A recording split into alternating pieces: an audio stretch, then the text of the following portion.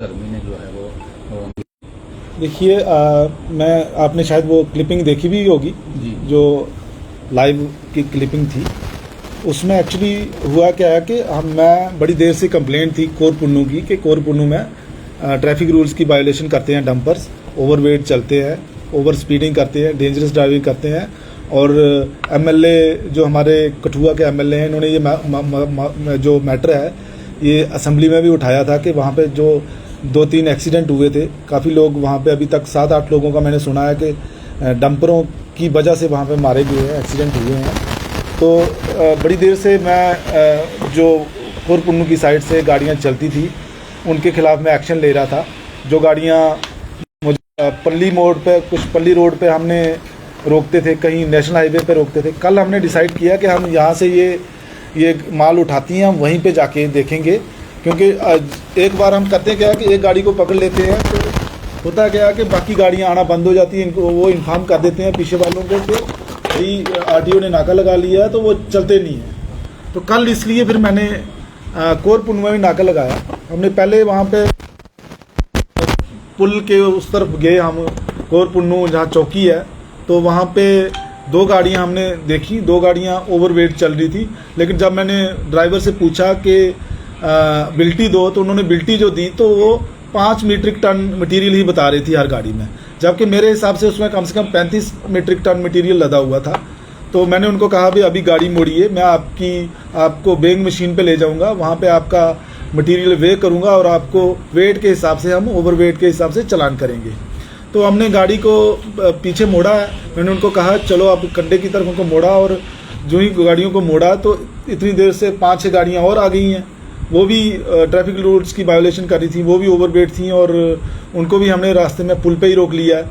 इतनी देर में एक ट्रैफिक जो कांस्टेबल है वहाँ पे चौकी पे है, वो मुझे अप्रोच करता है, हमारे बंदों को अप्रोच करता है। वो कहते हैं जी आप ने हमारे चौकी ऑफिसर को नहीं किया, आप कैसे अपने विजिट के बारे में बताना चाहिए था।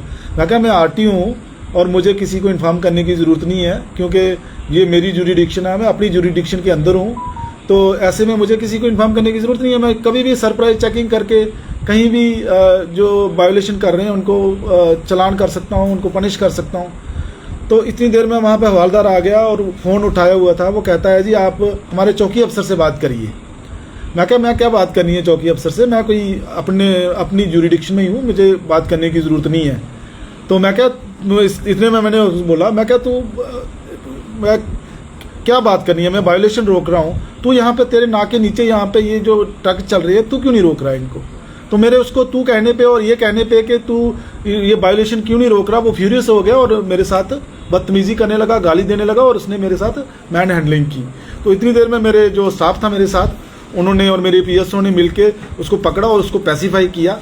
और फिर ये मैटर मैंने डीसी साहब के नोटिस में लाया। डीसी साहब ने फौरन एक्शन लेते हुए कहा कि मैं इसको अभी मैं पनिश करता हूँ, अभी इसको एक्शन लेते हैं। तो उसका फिर चौकी अफसर ने उसको उसी वक्त लाइन हाजिर कर लिया, 5 मिनट के अंदर वो चला गया वहाँ से।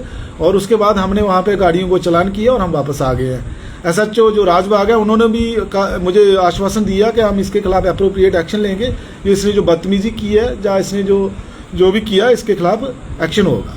तो ये आश्वासन देके उन्होंने दिया मुझे, और फिर उसके बाद हम वापस आ गए।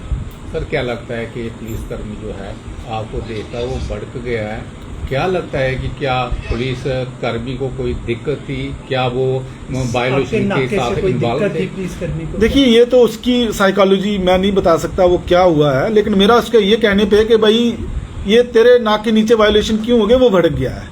अब वो उसमें मैं ज़्यादा नीटी ग्रीटीज में नहीं जाऊँगा, ये पुलिस इन्वेस्टिगेट करे या जो भी है, क्योंकि मुझे नहीं पता वो कैसे वहाँ पे रहता है, क्या करता है। लेकिन मैं ये जरूर कहूँगा कि जो बंदा एक इतने मेरे जैसे ऑफिसर के साथ मिसबिहेव कर सकता है, तो वो आम बंदों के साथ कैसे बिहेव करेगा।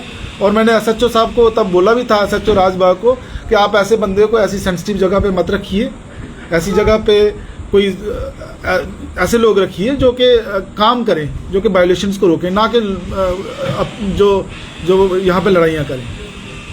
सर इसके खिलाफ जो है आपने कोई कड़ी कार्रवाई कोई की है? देखो वर्बल एक्शन तो रात को ही हो गया था, वर्बल मैंने बोल दिया था, और रिटर्न कार्रवाई हम करने वाले।